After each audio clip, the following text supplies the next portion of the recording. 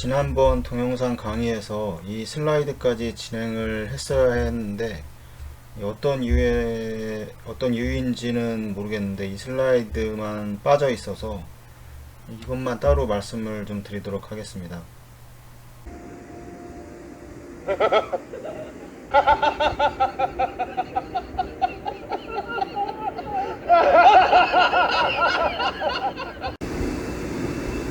지랄하고 자빠졌네. 혈압의 조절은 주로 두 가지를 통해서 조절된다고 말씀을 드렸습니다. 이 심박출량과 이 말초혈관의 저항의 조절을 통해서 혈압은 가장 효과적으로 조절되게 됩니다. 물론 그 이외에도 이 혈액의 점성이 증가된 경우 이 혈관의 마찰력 증가로 인해서 다소 증가하기는 하지만 실제로 혈관 안의 혈액의 점도는 거의 일정한 범위를 유지하고 있기 때문에 이 혈압과 관련해서는 실제적으로는 큰 변화를 일으키지 못하게 됩니다. 물론 체해순환 과정을 이용한 수술에서도 이 회로의 프라이밍 과정을 통해서 이 혈액의 점도가 정상에 비해서 상당히 많은 폭이 내려가기는 하지만 이 극단적인 값으로 내려가는 것이 아니기 때문에 그 또한 혈압이 변화에서는 큰 영향이 없다고 보는 것이 맞을 것입니다. 우리 인체는 여러 시스템을 통해서 이 혈압, 혈액량, 말초혈관의 저항 및 이 심박출량의 변화를 감지하게 되고 이 변화에 반응하는 복잡한 기전을 가지고 있습니다. 여기에는 신경계, 신장, 심장, 이 말초혈관의 수용체가 이 순환 조절에 관여해서 인체의 항상성을 정상으로 유지하기 위해서 움직이고 있습니다. 이 심박출량은 심장으로 돌아오는 이 혈액량의 유무에 따라 변화가 생기게 됩니다.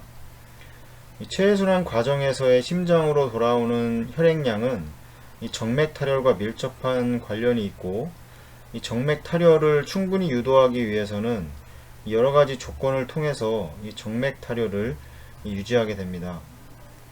이 심장에서의 이제 심박출량은 이 스트로크 볼륨과 심박동수에 의해서 이 결정이 되게 되는데 이 정상적인 심박출량은 분당 이 5에서 6리터의 혈액을 박출을 하게 됩니다.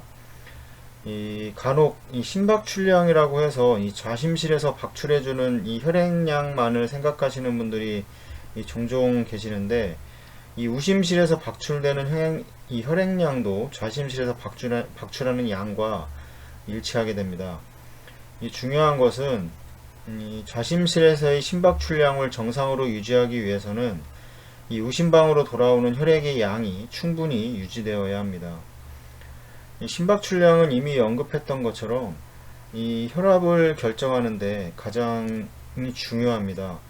이 심박출량 중 이제 1회 박출량, 즉 이 스트로크 볼륨은 이 혈관 안의 이 전해질과 삼투압에 의해서 이 조절이 되며 이 물의 섭취와 배설이 균형과 깊은 관련이 있습니다. 이 혈관 안에서의 수분의 양을 조절하는 전해질은 이 우리 몸에서 가장 많은 이 소듐이며 이 나트륨의 농도가 감소하거나 증가함에 따라 이 혈관 안의 수분량을 직접적으로 결정하게 됩니다. 그리고 혈장 삼투압, 이 교질 삼투압, 이 정수압과의 관계를 통해서도 이 혈관에서 빠져나가는 수분을 다시 혈관으로 끌어당기고 다시 배출하는 과정을 끊임없이 반복을 해서 이 심장 안으로 유입되는 혈류량을 조절해서 혈압을 유지하게 됩니다. 만약 소금 섭취가 증가하게 되면 이 소금은 우리 몸에서 전량 혈관으로 재흡수되기 때문에 이 소금 섭취로 인한 삼투압에 대한 효과가 커지게 되면서 이 삼투압 증가로 인해 시상하부에서 이를 감지하게 되고 이 갈증을 일으켜서 수분을 섭취하게 하는 행동을 유도하게 됩니다. 그리고 삼투압이 증가가 발생하게 되면 이 항인이 호르몬의 분비 자극을 통해서 신장에서 여과되었던 수분을 이 혈관으로 다시 재흡수하는 과정을 거쳐서 이 혈관 안의 삼투압을 정상 범위로 유지하려고 합니다. 이 소금 섭취로 인한 삼투압의 증가는 이 혈관 안의 수분이 증가하게 이제 만들게 되는데, 이 만약 과도한 수분 섭취로 인한 혈액량이 너무 많이 증가하는 경우에는 이 신경계의 음성 이 되먹이기 진화를 통해서 정상 범위를 유지할 수 있도록 이 항인효 호르몬의 분비는 제한되고, 신장을 통해서 소듐과 수분을 배출하게 되면서 이 삼투압 증가 때와는 반대로 작용을 하게 됩니다. 이 말초 혈관의 크기를 통한 이 혈압 조절에 있어서는 주로 큰 동맥보다는 이 소동맥 수준에서의 조절을 통해서 혈압을 조절을 하게 됩니다. 이 또한 우리 몸은 이 복잡한 기전을 통해 조절하게 되는데, 이 또한 우리 몸은 이 복잡한 기전을 통해서 이 조절되게 됩니다.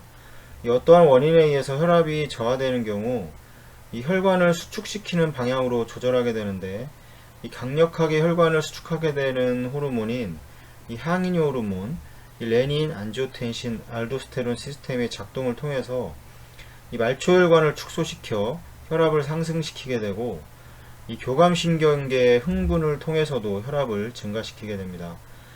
이 혈관의 탄력성이 떨어지거나 이 혈액의 점성이 상승하는 경우에도 전에 말씀드렸지만 혈압에 영향을 주게 됩니다. 체해순환 과정에서도 가장 효과적인 혈압 조절 방법은 이 펌프를 통해서 이 심박출량과 같은 의미를 지니게 되는 펌프 관류량을 통해서 조절하게 되며, 이 말초 혈관의 크기 조절을 통해서 가장 효과적으로 환자의 혈압을 조절할 수 있을 것입니다. 이 체해순환 환경에서 가장 중요한 점은 펌프를 통한 충분한 관류량을 유지해준 상태에서 이 약의 사용은 최소한으로 제한한 상태로 정상적인 혈압을 유지해주는 것이라 생각을 합니다.